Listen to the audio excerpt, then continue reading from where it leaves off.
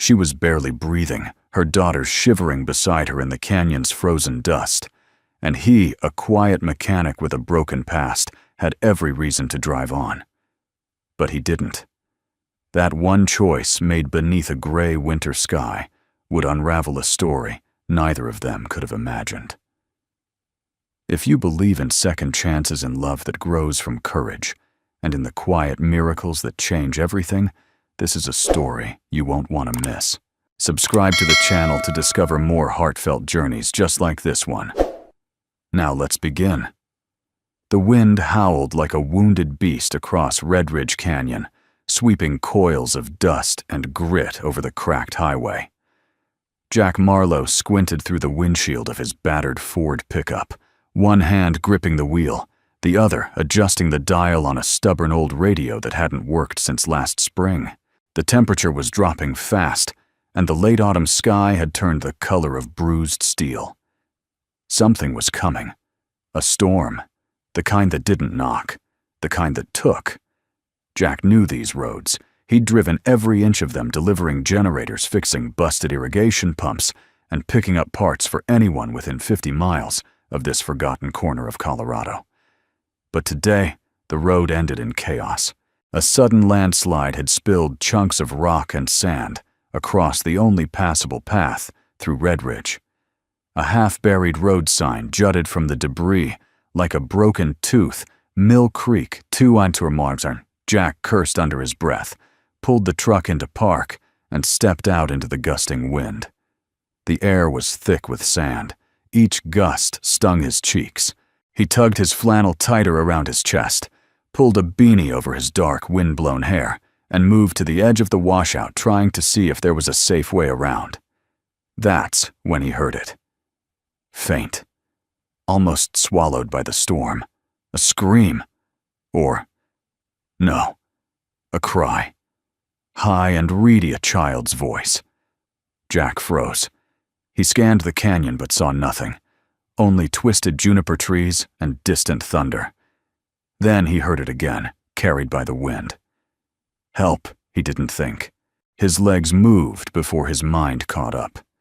He grabbed his emergency pack, a coil of rope, and a flashlight from the truck bed, and started down the embankment, carefully sliding along the loose gravel.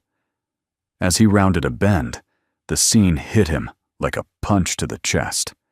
An old wooden wagon, broken and half-buried in dust, sat tilted against a shallow ridge. One of its wheels had snapped clean off.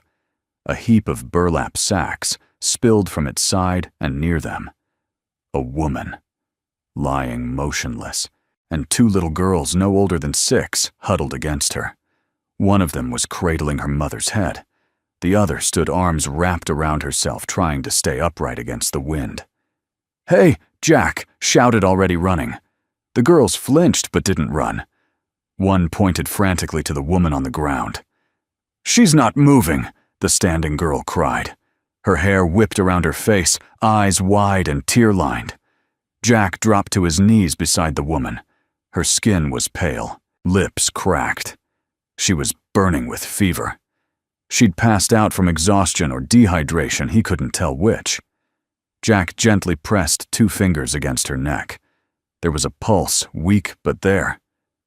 "You're safe now," he said, more to convince himself than the children. "I'm going to get you out of here." He looked at the girls. One had wide hazel eyes and freckles, holding a stuffed owl like it was her lifeline. The other had a cut across her brow and bleeding knees. She stared back at him, not with fear, but with eerie calm. "What's your name?" Jack asked. "I'm Ivy," the calm one said. "I'm Hazel," whispered the other. "Okay." "Ivy, Hazel, listen to me. I need your help. I can't carry all 3 of you at once, but we're going to do this together." "All right." They both nodded, too brave for their size, and that cut Jack deeper than the wind. Jack shrugged off his coat and wrapped it around the mother, then gently lifted her onto his back, tying her with the rope as a makeshift harness. She was light. Too light. "Hold my hand tight," he told the girls. "Don't let go. No matter what." They began the climb back up. The storm hit full force. Sand tore at their faces. Thunder cracked above like gunfire. Jack's boot slipped more than once. Ivy fell, and Jack caught her with his free hand, hauling her up without letting Clara slide from his back. His muscles burned. His breath came in short gasps, but he never stopped moving.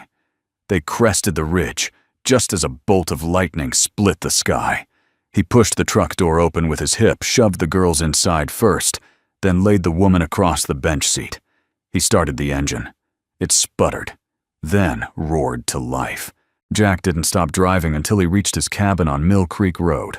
That night, with the wind still moaning outside, Jack sat in a wooden chair beside the old fireplace. Ivy and Hazel curled up on the couch with blankets. The mother Clara lay on the cot he'd dragged in from the spare room, breathing slowly, now her fever breaking. He watched them in the firelight, heart still hammering. He didn't know their story, didn't know what they were running from or why they'd been out there in the canyon, with nothing but a rickety wagon and a rucksack. But he knew this. He had saved their lives. And something in his gut told him they might just save his. The first morning after the storm broke, with an uneasy quiet. The wind had stilled, but the red dust remained coating the porch, the truck tires, and every crevice of Jack Marlowe's weathered cabin. It settled in like a reminder, as if the land itself refused to forget what had happened the night before. Inside, the air was heavy with the smell of cedar smoke and old coffee. Jack stood at the kitchen counter, one hand around a chipped mug, the other tapping restlessly on the wood. His eyes never left the woman lying on the cot by the fire. Clara. He didn't know her last name, didn't know how long she and the two girls had been out there in the canyon or what had brought them to the brink. But he knew survival when he saw it. The woman was clinging to life by sheer will, and the girls, Ivy and Hazel, had the eyes of children who'd seen more than they should. Behind him, the floor creaked. Jack turned to see Hazel, the softer of the twins, step into the room wearing one of Miles's old sweatshirts, the sleeves flopping over her hands. She gave a shy nod and hugged her stuffed owl closer. "Is she gonna be okay?" she asked in a hushed voice. Jack knelt down to her level. "I think so. Her fever's coming down. But we need to let her rest. Do you want some oatmeal?" Hazel nodded. Ivy followed behind her face, composed, but Jack could see the exhaustion buried deep in the girl's bones. She sat at the table without a word, back straight, hands folded in front of her. Jack cooked in silence. When he set the bowls down, Hazel gave him a timid, "Thank you," while Ivy merely nodded. "I need to check on her again," Jack said, mostly to himself. He stepped into the living room. Clara's face, flushed and soaked with sweat the night before, had returned to a more natural tone. Her brow was still creased, eyes closed, but her breathing had grown steadier. Jack gently laid the back of his hand on her forehead, still warm, but no longer burning. He stared at her for a moment longer than he should have. The curve of her jaw, the faint lines at the corner of her mouth. There was a quiet strength in her face, even in unconsciousness. She was the kind of woman who'd carried far more than just her daughters across that canyon. Jack stood. He needed air. Outside, the chill morning bit into his flannel. From the edge of the porch, he looked down the winding slope that led into the valley, where the land stretched out in golden-brown patches toward the tree line. The town of Redridge was 12 miles away, too far for a quick doctor visit, and with his truck acting up again, even a supply run was a maybe. The voice behind him made him tense. It was Miles. Jack turned and saw his 12-year-old son standing in the doorway, hair-tousled arms crossed over his chest, expression wary. "You didn't come home last night," Miles said. "I brought guests," Jack replied evenly, motioning inside. Miles looked past him into the cabin. His eyes landed on the cot, the unfamiliar woman, then slid to the kitchen table where the twins sat. He didn't speak. Didn't move. Jack stepped forward slowly. They were stranded out in the canyon. No food. No shelter. Their wagon was destroyed. I couldn't leave them, Miles. Miles's gaze was unreadable. Then softly, "You don't even know them." Jack exhaled. "No, I don't." But they needed help. For a long moment, silence stretched between father and son like an invisible wire. Then Miles gave a barely perceptible nod and stepped aside, allowing Jack to re-enter. By midday, Clara stirred. Jack was in the kitchen pouring more water into the kettle when Ivy suddenly rose from her chair. "She's waking up." He rushed to her side, kneeling as Clara's lashes fluttered. Her eyes blinked open green sharp, even in confusion. Her lips parted, but her throat only gave a rasp. Jack reached for the glass on the side table. "Here. Easy." She drank, coughing once, then looked at him. Truly looked. Her eyes darted to the girls, then back. "You brought us here," she rasped. Jack gave a quiet nod. "Found you in Redridge Canyon. Wagon was totaled. You were unconscious. You've been out for almost a day." Clara's eyes brimmed with a complex emotion, relief, fear, maybe even shame. She turned her head toward Hazel and Ivy, who had now crept closer. "You two okay?" she whispered. Ivy answered for both. "He helped us. He carried you." Clara's gaze shifted back to Jack. "I'm Clara," she said. "Jack Marlowe. This is my home. I remember falling." The wheel snapped. I tried to push them away from the wagon. Thought I could hold it steady. Jack didn't interrupt. He let her talk, let her process. When her eyes began to close again, he pulled the blanket over her shoulders. "You're safe now," he said.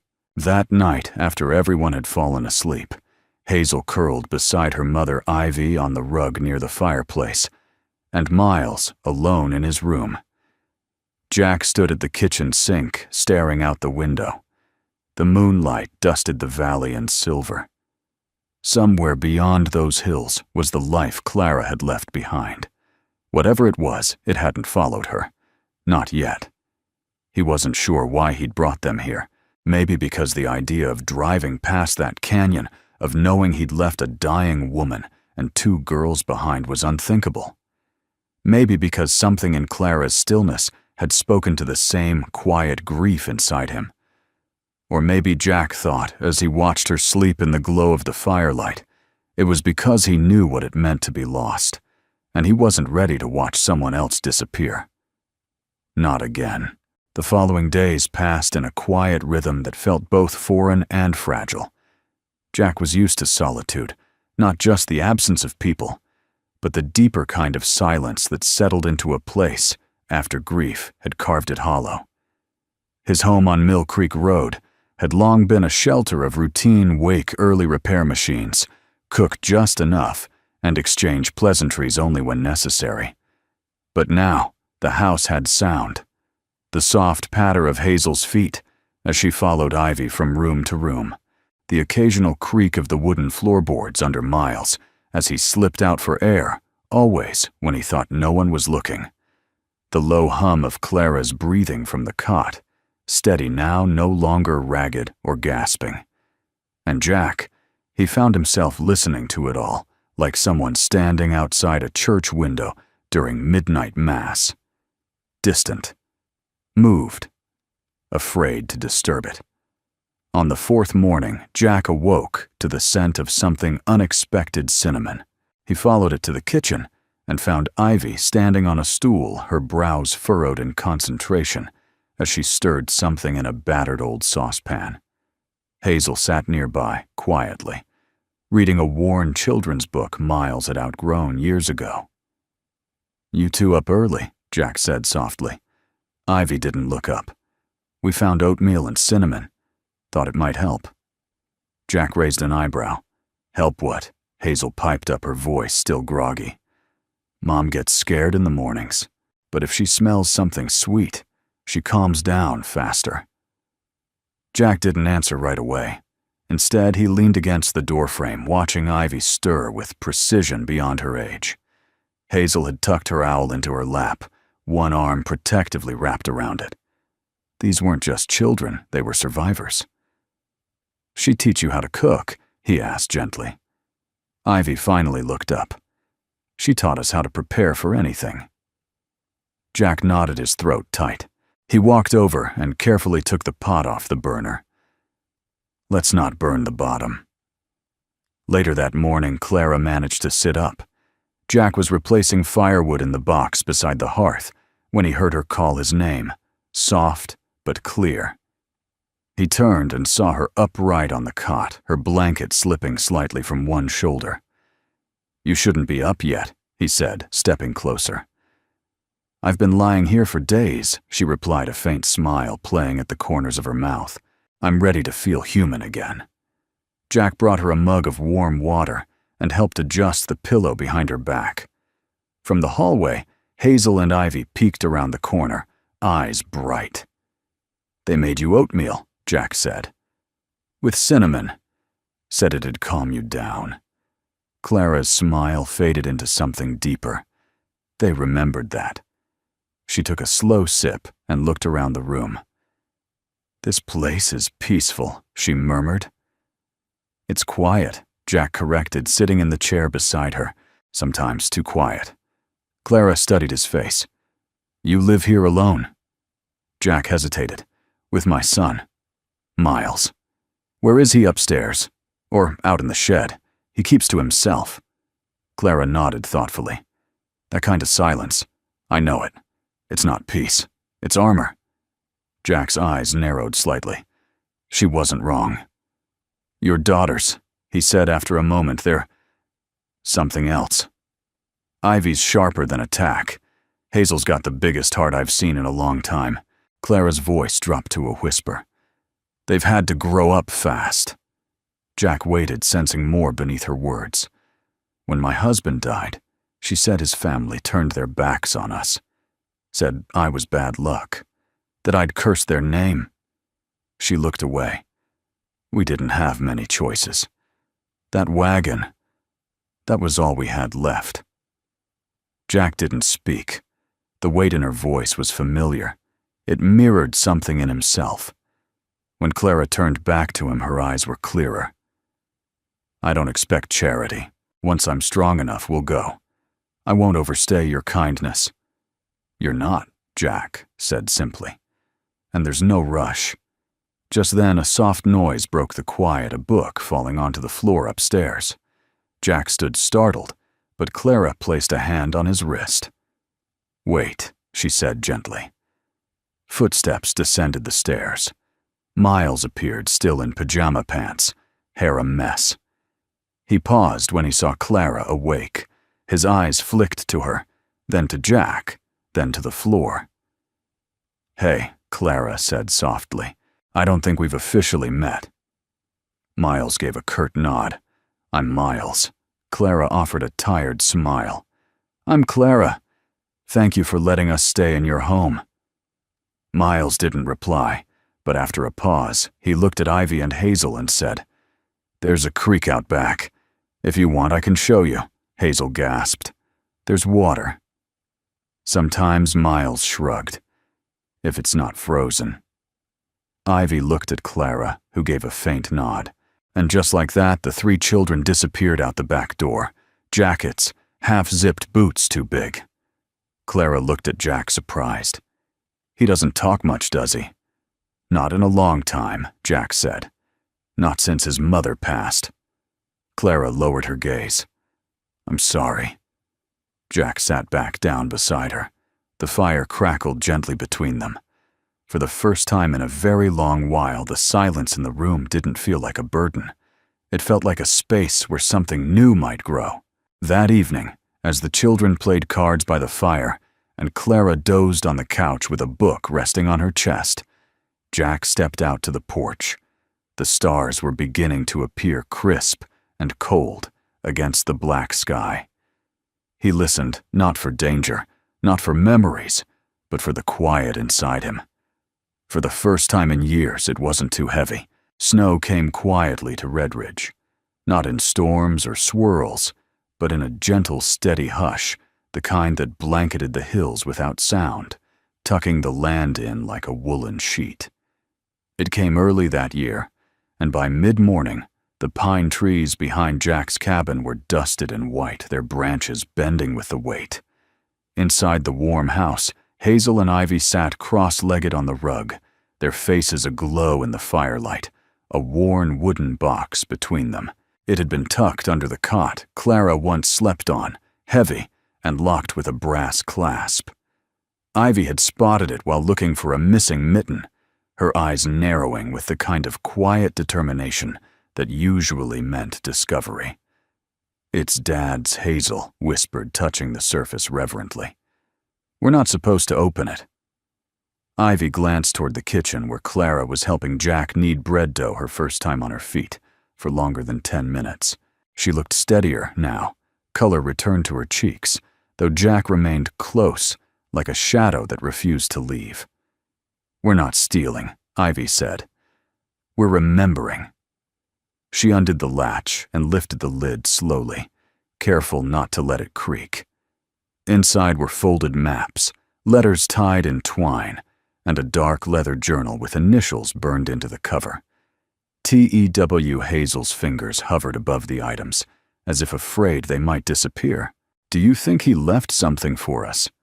Ivy pulled out a small parchment folded into quarters. It was yellowed, stained with water, and lined with careful hand-drawn markings. At the center, a symbol. A rook, the bird, not the chess piece perched atop a broken fence post. "What is it?" Hazel breathed. "It's a riddle," Ivy whispered. "A map." They spread it across the rug. Lines curved like the nearby ridge trails. There were markings, an arrow pointing east, a series of numbers, and beneath it the words, "Where the rook watches the past waits." Hazel's eyes widened.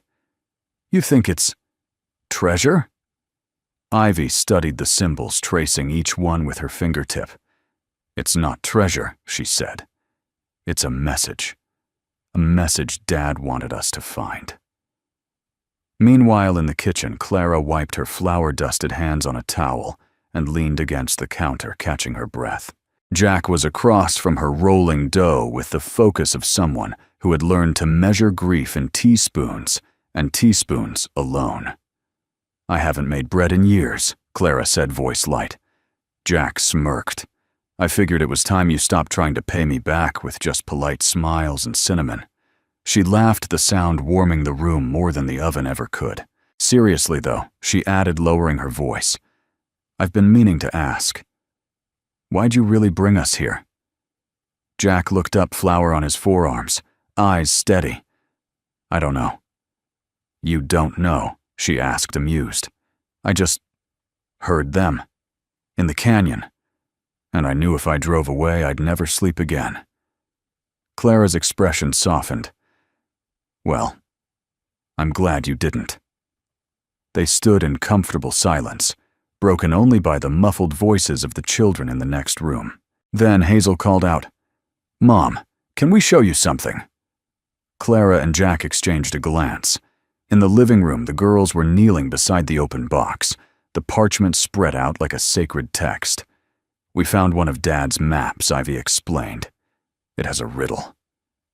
Clara sat beside them, her breath catching when she saw the handwriting. She reached out, tracing a word, as if it might vanish. Her late husband, Thomas, had always loved puzzles. Stories hidden in places no one thought to look. Jack stepped behind her, peering over her shoulder. "What's it mean?" Hazel asked. "Is it a game?" Clara shook her head slowly. "No. It's a message. A promise, maybe." Jack studied the map. "Looks like the old trails near Eagle's Post. That fence with the rook. That's not far from the Miller homestead. About a mile from here." Clara frowned. Why would he hide something there? "Maybe he didn't," Jack said. "Maybe he just wanted you to find it." Clara folded the map gently and placed it in her lap. Her voice dropped. "He never stopped trying to protect us, even after he was gone." The next morning, before the snow thickened, Jack drove Clara and the girls up the old Miller trail. Miles rode in the bed of the truck with Ivy and Hazel, holding the folded map like a sacred artifact. It was the first time Jack had seen the boy volunteer to join them, and the first time he'd seen a glimmer of curiosity in his eyes since his mother's death. The truck creaked to a halt by a leaning fence post, and there it was, a small iron carving of a rook nailed to the wood, barely visible beneath a sheet of frost. Ivy jumped down first. This is it. They spread out, searching. It was Hazel who found it, a tin box, buried just beneath a loose stone. Inside were three things: a small gold locket, a photograph of Thomas with his daughters, and a folded letter addressed simply, "To Clara, if I don't come back." Clara sat on a fallen log and opened it. Jack stood a respectful distance behind his arms, crossed face unreadable. She read in silence. Tears slipped down her cheeks unnoticed. When she finished, she held the letter close to her chest. "He knew," she whispered. "He knew they'd push us away, that I'd have nowhere to go. He told me to follow the rook if it got too dark to see the road ahead." She looked up at Jack, eyes rimmed red, voice trembling but strong. "I think I was meant to find you." Jack didn't answer right away. Then quietly, "Maybe I was meant to be found." The children laughed in the distance, throwing snowballs under a pale winter sun. For the first time in years, Clara let herself laugh too, not because she had to, but because something in her had unclenched. A rook watched from a nearby tree as the wind swept through the canyon, quiet now, as if listening.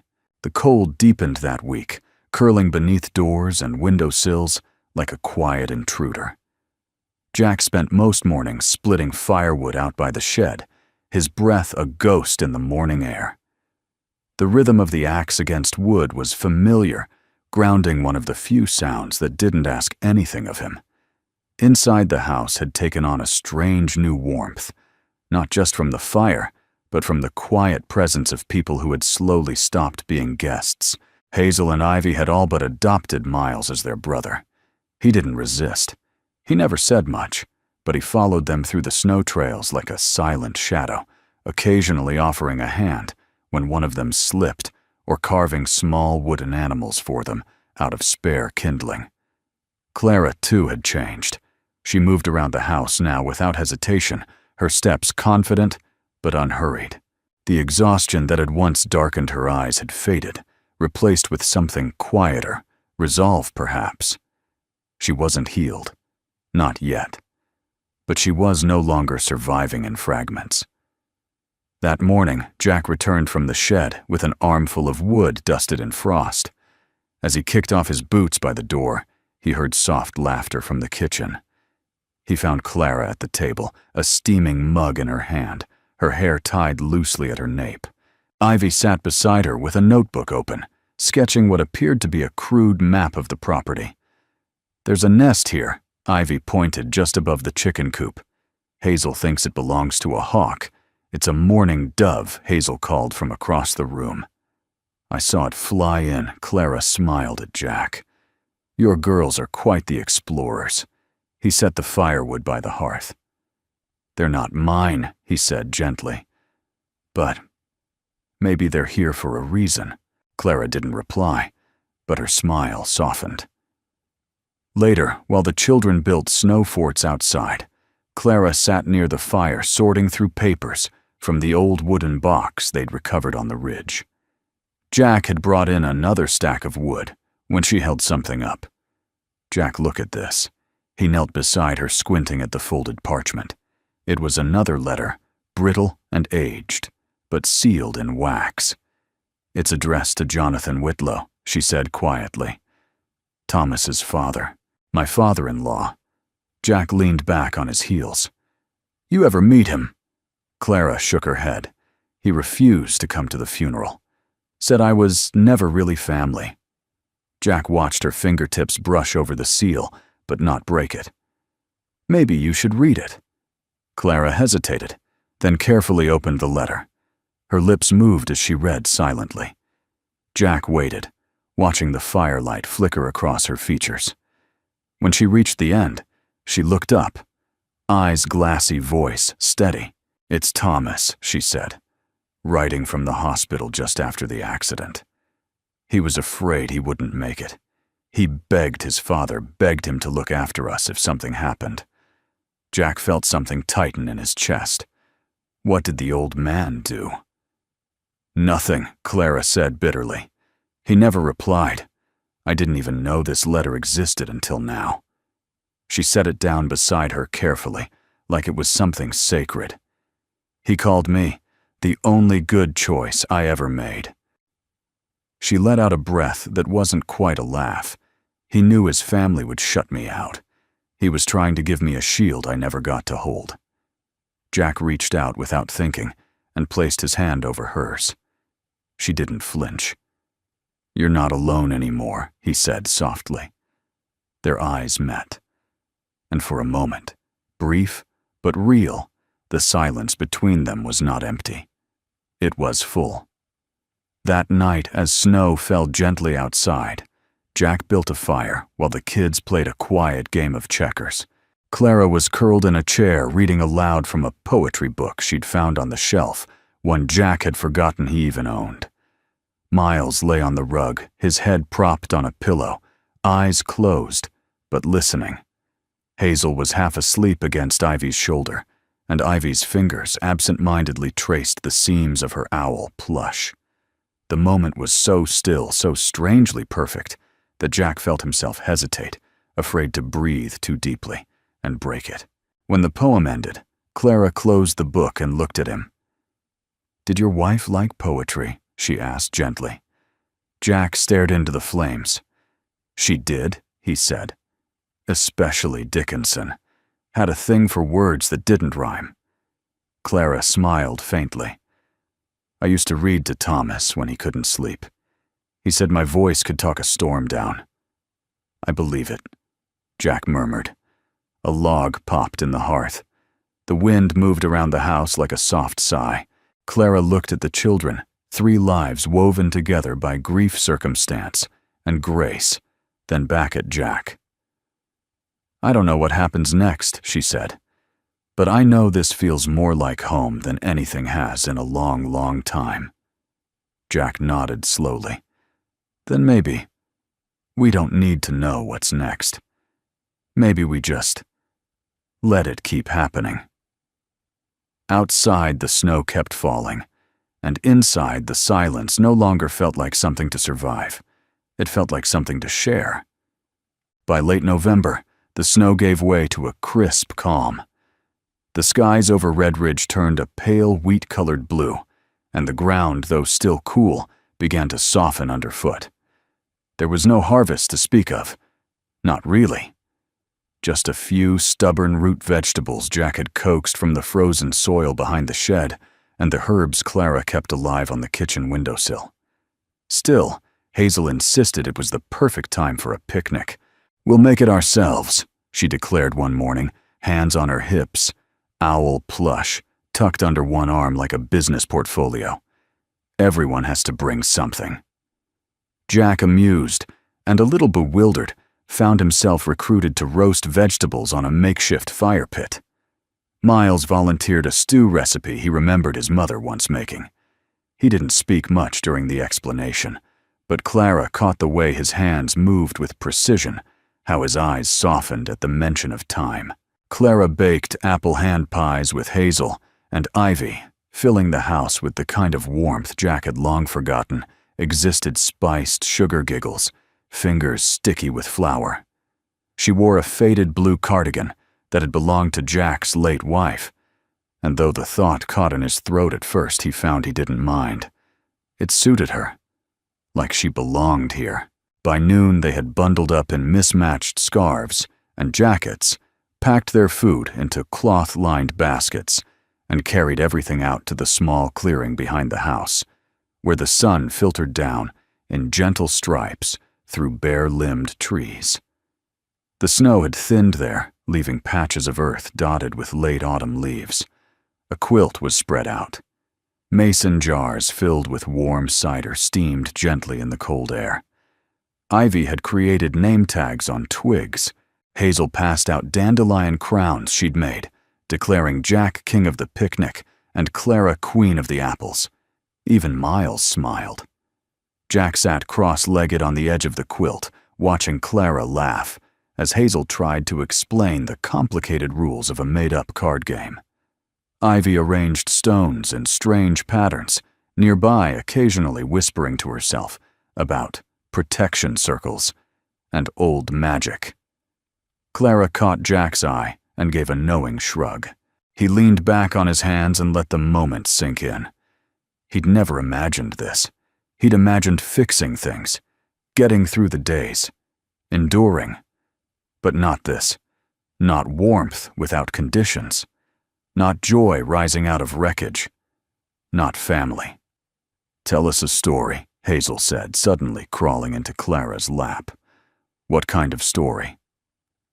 "A real one," Ivy answered, "but one with magic in it." Clara thought for a moment, then looked at Jack. "I think I have one."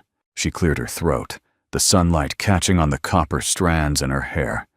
"Once there was a man who lived at the edge of a canyon," she began. "He'd built walls around his home, and higher ones around his heart, because he'd lost too much too fast, and didn't know how to stop the pain. He didn't speak much except to engines and old tractors, but he was kind. So kind, in fact, that when he heard a cry in the wind, he didn't turn away." Jack felt something catch in his chest. He found a woman and her daughters. Clara continued half buried in the dirt, just trying to hold each other through a storm. He could have kept driving, but instead, he knelt down in the mud and lifted them all. Hazel beamed. "That's us," Ivy added. "It is a magic story." Miles, watching from the corner of the quilt, said quietly, "It's not over yet." Clara turned to Jack. "He's right." Jack gave a slow, quiet nod. Good stories take time. After lunch, the girls decided the picnic needed music. Clara found an old harmonica in one of Jack's toolboxes and handed it to Miles, who, to everyone's surprise, could play a tune or two. It was a little rusty, a little off-key, but it made Ivy dance in slow circles, and Hazel pretend to conduct with a twig. Clara joined Jack at the edge of the clearing, a cider jar warming her hands. "This is the first time I've seen them laugh like this," she said softly. Jack studied the scene. "They deserve it." "So do you." He glanced at her. "You're not leaving soon, are you?" Clara hesitated. "I don't know. Part of me wants to move forward, try to build something new, but another part doesn't want to leave this behind." Jack looked at the sky, then at the children. "Maybe the trick," he said, "is realizing this is something new." Clara blinked. "I never thought of it like that." They stood side by side, silence blooming between them, not awkward, not forced, but full of something both old and new.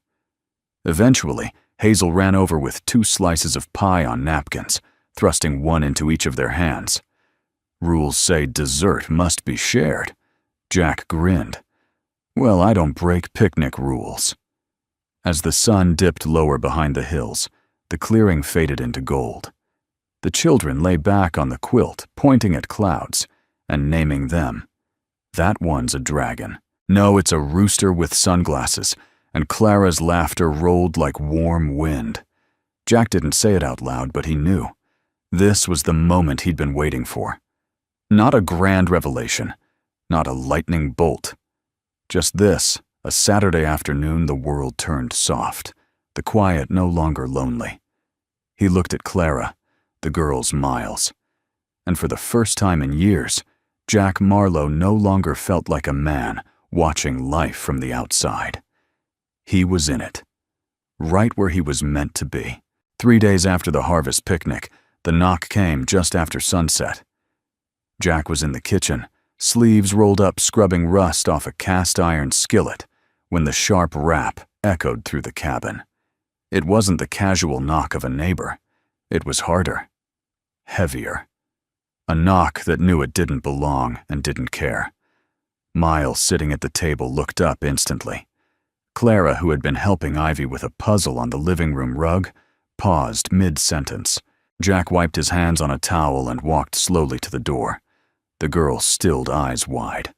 Outside, a black SUV idled in the snow-blurred driveway. A man stood at the doorstep in a gray wool coat, leather gloves, and polished shoes that looked like they'd never met a dirt road. His hair was slicked back, and he held a thin briefcase under one arm. "Evening," he said, voice clipped. "I'm looking for Clara Whitlow." Jack's shoulders squared. "Who's asking?" The man offered a tight smile. "Name's Reed Langley. I'm with the law offices of Dunford and Ames. I represent the estate of Jonathan Whitlow." Behind Jack, Clara's voice rang out clear and steady. "I'm here." She stepped forward, pulling her cardigan tighter, face unreadable. Langley nodded. "Miss Whitlow, I apologize for the intrusion, but the matter is time-sensitive. May I come in?" Jack hesitated, then stepped aside. Langley entered, removing his gloves like a man who'd spent his life in rooms warmer than this one. He surveyed the interior with a flick of his eyes, then turned back to Clara. "I'm here on behalf of your late father-in-law. He passed away last week in Denver." Clara blinked. What? He left behind a substantial estate. As his only surviving daughter-in-law and guardian of his biological grandchildren, you are now the sole legal heir. Ivy's puzzle piece clattered to the floor. Hazel reached instinctively for her sister's hand. Clara's lips parted, but no words came. Jack watched her pale and instinctively took a half-step closer.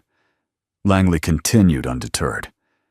"The inheritance includes several assets, a property in Cherry Creek stock holdings, and the family ranch in Ridgeline. However, there are stipulations. You would be required to relocate.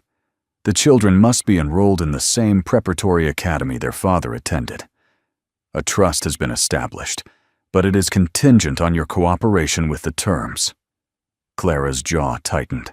Stipulations. Langley shrugged, as if it were all very standard. "The estate is valued at over $4 million, Miss Whitlow. The terms are firm." Jack exhaled slowly, feeling the room shift. Clara stood frozen. Miles stared at the man as if he'd spoken another language.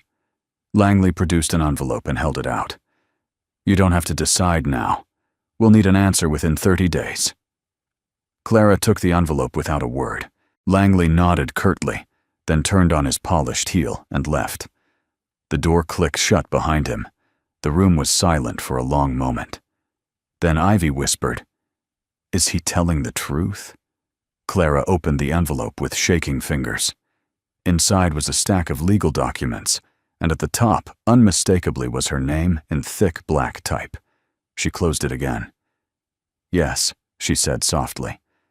"He's telling the truth." That night, after the girls were asleep and Miles had disappeared upstairs, Clara sat alone at the table staring at the folder. Jack approached quietly and set down 2 mugs of tea. "You okay?" he asked. Clara let out a soft, humorless laugh. "That depends on the definition." Jack pulled out the chair beside her. "Want to talk it through?" She was quiet for a moment. Then she said, "It's everything I didn't ask for. Everything I thought was gone. But it comes with strings, strings that pull me away from here." Jack looked down at the grain in the table. "What do you want?" "I want what's best for my girls," she said. "And I don't know if that means giving them a life of security and privilege, or letting them grow up here where they're safe, but maybe never have more than a patch of dirt and a warm fire." Jack nodded, absorbing every word.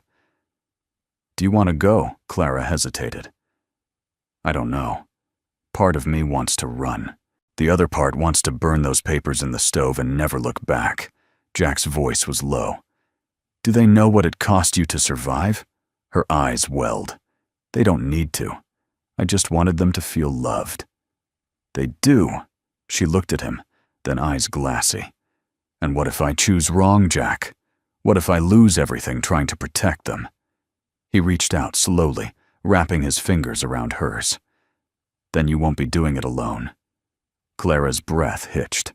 In all the years since Thomas died, no one had ever said those words and meant them. But Jack's voice didn't shake. His eyes didn't waver. She nodded once, then laid her head briefly against his shoulder. The next morning, Ivy and Hazel sat on the front steps, watching frost melt off the fence posts. "Do you think Mom will take us away?" Hazel asked quietly. Ivy was silent for a long time. Then softly, "I think Mom's scared. But I don't think she wants to leave." Hazel hugged her knees. "I don't want to go to some city. I want to learn the stars from the backyard." "We'll stay," Ivy said. "We always do." Behind them, Clara stood inside the doorway, hand on the frame, watching her daughters. And in that moment, she knew. The past might knock, but the future was something you chose to open. It was Clara's voice that broke the silence first.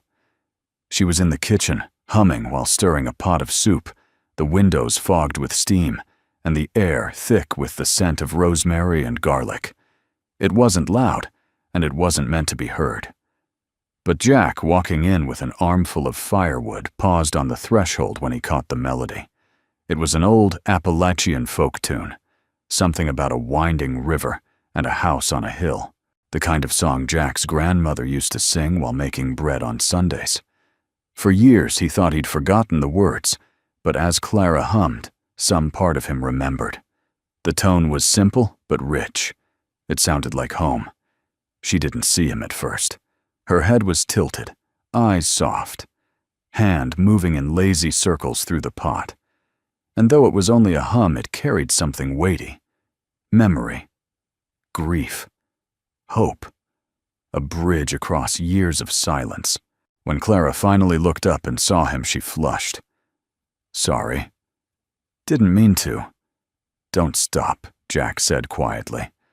"It's been a while since anyone sang in this house." She smiled, setting down the spoon. "I didn't even realize I was doing it. It used to calm the girls when they were little. It calmed more than just them." Clara opened her mouth to say something, then hesitated. Instead, she stepped to the sink and rinsed her hands. Outside, snow had begun to fall again, soft, almost shy, like it wasn't quite sure winter was ready to return. "I've been thinking," she said, finally, "about the letter, about the offer." Jack leaned against the doorframe, arms crossed. "I don't want to go," she continued. "Not really. But I don't know if that makes me foolish." Jack watched her for a long moment. Then he said, "You're not foolish. You're brave." She gave a dry laugh. "I don't feel brave. You are. You walked away from a life that wasn't safe. You crossed a canyon with 2 little girls and nothing but your own hands to protect them. You chose survival when the world offered you silence. That's brave, Clara." Her eyes shimmered, and Jack added, his voice softer. "Now you walked into this house and changed it without even trying." Clara didn't answer right away, but she took a slow breath, turned off the burner, and walked over to him. "What if I stay?" she asked. "What if I say no to the inheritance? What does that make me?" Jack reached out, brushing a stray curl from her cheek. "It makes you someone who knows the difference between value and worth." And for a moment, the space between them felt impossibly small. That evening, while Clara put the girls to bed, Jack sat with Miles in the living room. The boy had been unusually quiet, not the closed-off silence he wore like armor, but a thoughtful kind. He sat on the edge of the couch, fingers tracing the edge of a library book. "Dad," Miles asked suddenly. Jack looked up. "Yeah. You ever miss her?" "Mom," Jack exhaled slowly, setting down his mug. "Every day." Miles nodded. "I think I'm forgetting her voice." Jack felt the words like a punch to the chest. "I've been trying to remember how she used to laugh," Miles said. "But sometimes, it's like it's just gone." Jack moved to sit beside him, unsure what to say. No words felt big enough for what his son had just admitted.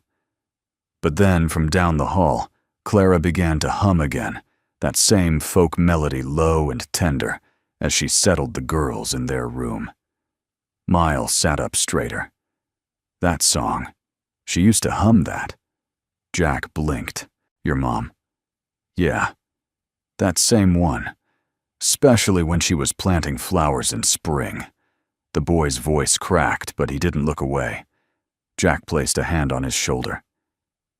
She's not gone, Miles. Not if you still remember how it felt to hear her. Not if you can still feel the way she made things bloom. The boy nodded, eyes damp, but clear. Later that night, as snow piled gently outside the windows, Clara joined Jack on the porch. She wore a thick shawl and carried 2 mugs of cider. I heard what Miles said, she said softly. Jack nodded. It gutted me. You handled it well. I was just trying to keep from falling apart. Clara looked out across the dark hills. The moon hung low, soft and swollen, casting silver across the trees. You know what I realized tonight, she said. What's that? This house has more voices in it than I thought. Not just the ones still here, but the ones that were. Jack tilted his head, and maybe that's what makes it feel like home. They sat in silence, sipping cider, while the wind moved gently around them like an old friend returned. Eventually, Clara turned to him. I'm going to decline the inheritance. Jack looked at her, surprised, but not shocked. I'm going to write them, she continued. Thank them. And let them know I'm choosing something else. Something better. Jack searched her face. Are you sure? She smiled. I'm sure. He reached out, took her hand in his. Then you've already built the life money can't buy. Inside, the fire crackled. In the distance, a mourning dove called once through the night. And for the first time in a very long time, Jack Marlowe felt what it was like to be surrounded not by silence, but by a voice that felt like home. The morning after Clara made her decision, Jack woke before dawn. It had snowed again overnight, a quiet dusting that left the trees frosted, like something out of a postcard. He dressed without sound, pulled on his boots, and slipped outside. The air was crisp, the kind that bit your cheeks and cleared your thoughts. As he walked down the hill behind the house, past the shed, and the garden, long gone to sleep for the season, he thought about what Clara had said. I'm choosing something else, something better. She'd meant this place, these people, him. He didn't take that lightly. When he reached the edge of the clearing, he paused. The old chicken coop stood to one side, its roof leaning slightly to the left, like an old man too proud to ask for help. Beyond it, the foundation of what had once been a small outbuilding lay half buried in snow. That's where he'd build it. The thought had been lingering in him for weeks now, an idea not just to help, but to create something lasting. A space where Clara could teach, where the girls could learn, where Miles might find more of himself again. A school, but not in the traditional sense. A place of stories and stargazing, of baking bread and growing herbs, of kindness routine and gentle challenge, of community. He could see it clear as day. By the time he returned to the house, the sun was slipping up over the hills. Clara was already in the kitchen pouring hot water into the teapot. Her hair was braided down her back. She looked rested, but thoughtful. You were out early, she said. Jack nodded. Had an idea. Clara raised an eyebrow. That sounds dangerous. He smirked. Might be. He poured himself a mug and sat across from her. I want to build something, he said. Not just for the kids, but for you. For this place. She studied him. What kind of something? A learning space. A school. Not just desks and chalkboards. Something different.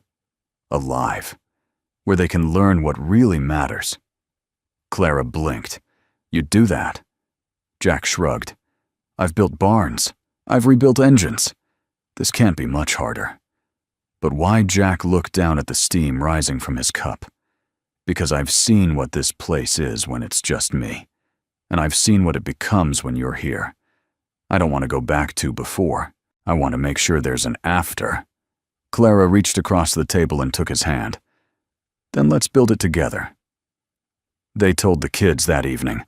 Miles listened with a cautious kind of curiosity, but the twins, Hazel especially, nearly fell off their chairs with excitement.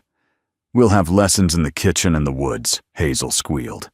And Ivy can teach about the stars. Ivy, cool as ever, nodded solemnly. We'll need a telescope. We'll need benches, too, Miles added, and shelves for books. Jack leaned back, watching the way their ideas spiraled, not wild, but focused, hopeful, eager. We'll need a name, Clara said. Everything worth building needs a name. They sat in silence for a beat. Then Ivy said, "What about the Red Ridge Schoolhouse?" Hazel frowned. "That's too boring." "The Rook's Nest," Miles offered suddenly. Everyone turned. He shrugged. "Because of the map. The rook that led us to the letter. It's part of the story." Clara's face softened. "It's perfect." Construction began the next week. Jack cleared the foundation first, shoveling snow by hand, then leveling the earth. Miles helped him set the first planks. Clara sketched out plans for each corner of the building, one wall for books, one for windows, one for quiet, one for creation. The girls painted wooden signs and decorated old jars for chalk and pencils. Hazel insisted they paint stars on the ceiling, so even cloudy days won't be boring. Ivy designed a banner that read, "Learn, Live, Listen," in blocky, deliberate script. Neighbors began to notice. At first, they watched from a distance. Red Ridge wasn't known for change.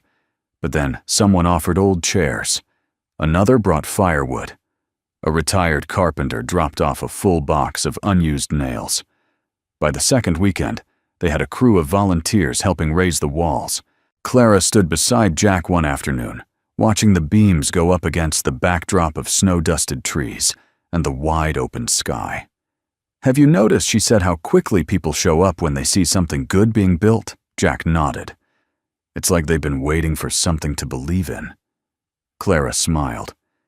Maybe they were waiting for someone to believe in them. He turned to look at her, then really look. "I believe in you." Her eyes held his, and something passed between them, a promise unspoken but fully understood. On the day the roof went up, they held a small gathering, just neighbors and friends, nothing fancy. Miles made chili. Clara baked fresh bread. Ivy and Hazel led a grand tour pointing out all the special features, the art corner, the story, nook, the big ideas window. Before everyone left, Clara stood on the steps of the newly raised porch and addressed the group. "We're not just building a school," she said. "We're building something we thought we'd lost: trust, connection, hope. A place where voices are heard no matter how small. And none of this would have happened without one man's choice to stop when he could have kept driving." She turned, looking at Jack. The crowd followed her gaze. Jack, startled, rubbed the back of his neck, but smiled. Clara stepped down and stood beside him, and in front of everyone she reached for his hand. He didn't pull away. The Red Ridge Pact, as Hazel would later call it, in a handwritten newsletter, wasn't a contract or an agreement. It was a moment when a man who had lived too long in silence chose to open his door. And a woman who had been cast aside chose to stay. Together, they were rewriting the ending. One beam, one brick, one miracle at a time. There was no ribbon-cutting ceremony, no reporters, no cameras, no long-winded speeches. Just a Wednesday morning in late January, soft flurries falling like gentle punctuation, and 5 pairs of boots trudging up the path toward the little building behind Jack's house. The rook's nest stood finished. Its cedar siding gave off the scent of something freshly carved from possibility. The wide windows let in every drop of winter sunlight, warming the polished wooden floors inside. No desks, no bells, just shelves lined with second-hand books, a large chalkboard mounted on the east wall, and baskets of paper crayons, magnifying glasses, and pine cones. In one corner, a faded armchair sat beside a lamp and a globe. In another, a wide, low table with cushions and notebooks. Ivy had painted constellations across the ceiling by hand. Hazel had hung wind chimes made of silverware over the front door. It wasn't much, and it was everything. Clara stood at the entrance, a thermos of cocoa in her hand, eyes shining as the girls ran ahead of her. Ivy, first, then Hazel, then Miles, bringing up the rear with a quiet kind of pride that hadn't been there before. Jack watched from the porch, leaning against the railing. His fingers were calloused and cracked, and his back ached from weeks of hammering and hauling, but he felt lighter than he had in years. Clara turned and met his gaze. She raised her thermos as if in salute. He lifted his coffee mug in return. Inside, Clara began the day not with rules or schedules, but with a question. "What do you want to learn today?" Hazel's hand shot up. "How to tell if birds are talking to each other." Miles said, "I want to finish that story," I started. Ivy whispered, "Can we map something like a memory?" Clara smiled. "We can do all of that." They sat on the floor in a loose circle. Clara opened a notebook and drew a single word in the center, "Begin." Then she passed the chalk to Ivy. "Your turn." One by one, the children added words around it. Stars, steam, bravery, leftovers, forgiveness. Each word anchored to a conversation, a moment, a thought. It became not just a board, but a window into their minds, a map of wonder. Jack stepped in quietly, watched for a moment from the door, then left them to it. Clara didn't need help anymore. She was already flying. As the weeks passed, word spread. Neighbors began to drop in not just to visit, but to stay. A retired science teacher brought old telescopes. A potter offered to teach the children how to work with clay. A teenage girl from the next town came every Friday to lead art sessions under Clara's supervision. People who had felt disconnected for years, isolated by grief. Age circumstance began to reappear. It turned out Redridge hadn't stopped caring. They just needed a place to show up. The Rook's Nest became more than a school. It became a space of gathering, of healing, of return. One night, Clara and Jack sat on the porch, under a moonlit sky, the sounds of the wind mingling with the distant laughter of children chasing fireflies in the snow. The warmth of a nearby fire pit glowed against their faces. "Did you ever think we'd get here?" Clara asked. Jack shook his head. "I didn't think I'd get anywhere again." She leaned against him, her head resting lightly on his shoulder. "It's funny," she said. "People always think healing is quiet, that it happens alone. But it's loud sometimes, messy. It has names, faces, voices." He looked down at her. "Like yours." Clara tilted her face up. "Like yours, too." He kissed her then. Not urgently, not desperately. Just a soft, inevitable kiss, born of everything unspoken between them. Of nights shared near firelight. Of fears named and faced. Of children tucked into bed, and mornings that began with bread and ended with laughter. It wasn't the beginning. It was the acknowledgement of everything they'd already built. That Sunday, Clara received a letter in the mail, not from a lawyer, not from the estate, but from a woman named Judith Thomas's aunt, long estranged from the family. The letter was handwritten, careful and brief. "I heard about the inheritance, and that you declined it. I also heard you built something with nothing but your hands and hope. I want to see it, if you'll let me." Clara read it 3 times before setting it down. She looked out the window at the small schoolhouse, where Ivy and Hazel were watching Miles draw something on the chalkboard. She smiled. "Let her come," she whispered. Some roots grow deepest after a fire. That evening, as Jack walked the perimeter of the property checking fence lines, he paused near the edge of the old trail that led to Red Ridge Canyon, the place he had found them all. It looked different now, less threatening, less haunted. The wind moved through the pines with a sound that wasn't quite a howl anymore, more like a song familiar and low. He closed his eyes and listened, and for the first time he didn't hear silence. He heard life.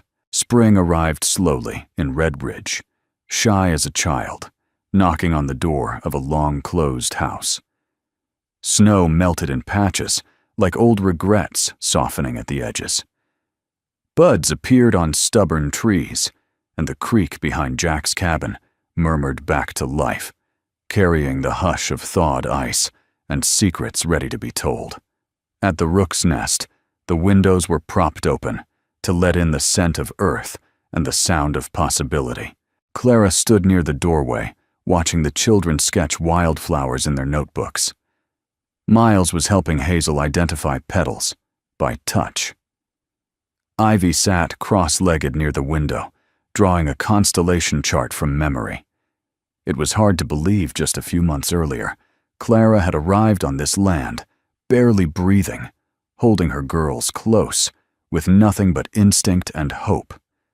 Now they were blossoming in every direction, not because life was easy, but because life had room.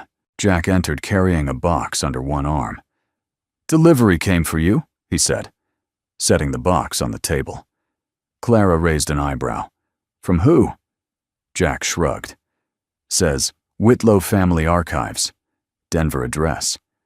She carefully opened the package and found inside an old photo album wrapped in cloth and a note from Judith Thomas's aunt, written in a looping, graceful hand.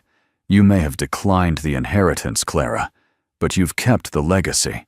Thought these might find their way home at last." Clara flipped open the album and found photos she'd never seen Thomas as a child, laughing with his mother. A black and white image of the ranch her daughters would never grow up on. Even a candid shot of Thomas and herself on their wedding day, her veil caught in the wind. She placed the album on the shelf near the reading nook. Then quietly, she turned to Jack. "I want to do something." "Name it," he said.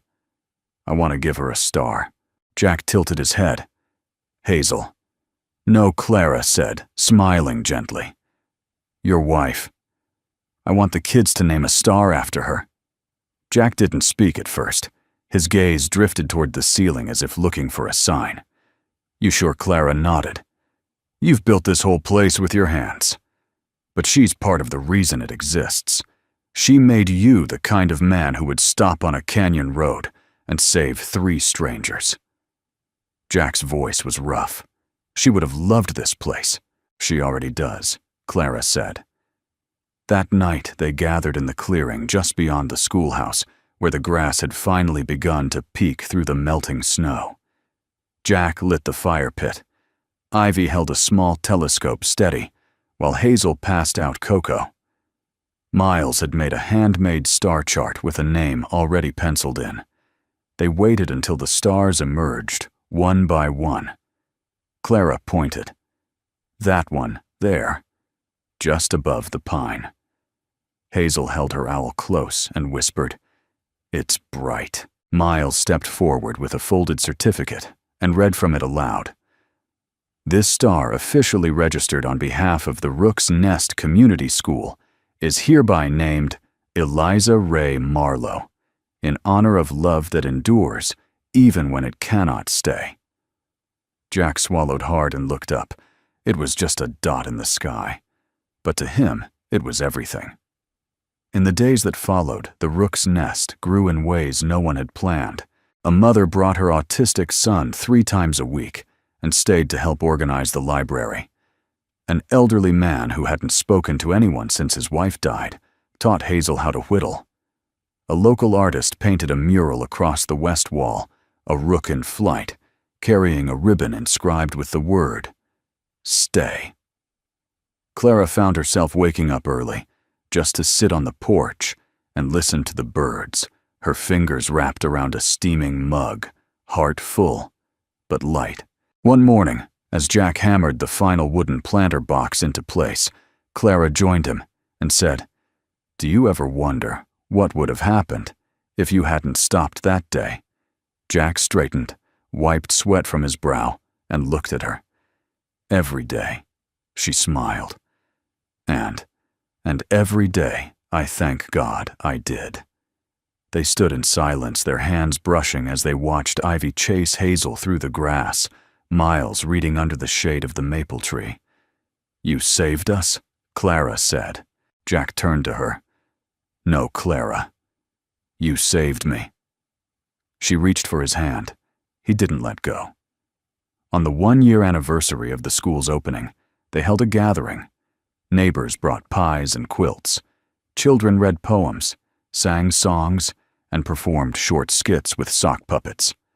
Miles gave a short speech, just 4 sentences, but each one delivered with conviction and courage.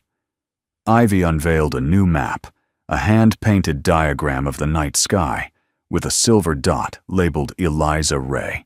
When the sun began to set, Clara stood beneath the Rook mural and addressed the crowd. "A year ago, she said I had nothing. No home, no plan, just 2 daughters, and a hope that someone might care enough to open a door. Jack Marlowe didn't just open his, he never let it close again." Jack looked down, humbled. Clara continued, "We all walk through seasons of silence, but if we're lucky, we meet someone who listens through it. Someone who believes in what we can build together." She took Jack's hand as she said, "This school was never about bricks and boards. It was always about people." Applause broke out like wind through the pines, not loud, but real. That night, long after the others had gone home, Jack and Clara sat on the porch, shoulder to shoulder. Above them, the star named Eliza shimmered. "I think she'd be proud," Clara whispered. Jack smiled. "I know she is." They watched the night deepen, the fire crackle, and the schoolhouse lights flicker off one by one. Then Jack said softly, "Funny thing about stars. What they shine brightest after the darkest nights." And there, under a sky stitched with memories and miracles, they sat in the quiet. Not alone, never again, wrapped in the warmth of a life rebuilt together. If this story touched your heart the way it touched ours, we'd love to hear from you.